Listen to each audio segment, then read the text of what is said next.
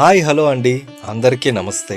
ఓం సాయిరామ్. మనం షిరిడీ వెళ్ళినప్పుడు లేదా ఇంట్లో బాబా పటాన్ని చూసినప్పుడు మనకు కనిపించేది కేవలం ఒక విగ్రహం మాత్రమే కాదు, అది కోట్లాది మంది గుండెల్లో కొలువైన ఒక సజీవ సాక్ష్యం. సాయిబాబా అంటే కేవలం మట్టితోనో రాయితోనో చేసిన రూపం కాదు, కష్టాల్లో ఉన్నప్పుడు మనకు వినిపించే ఒక అభయవాక్కు, నేనున్నాను అని భరోసా ఇచ్చే ఒక నమ్మకం. బాబా తన భౌతిక కాయాన్ని విడిచినప్పుడే చెప్పారు, నా సమాధి నుండి కూడా నేను మీతో మాట్లాడతాను, మీ కష్టాలను తీరుస్తాను అని.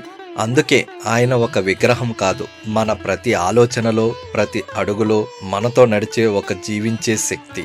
శ్రద్ధ సబూరి అంటే నిబద్ధత మరియు ఓర్పు కలిగి ఉంటే ఆ బాబా కరుణ మనపై ఎప్పుడూ ఉంటుంది.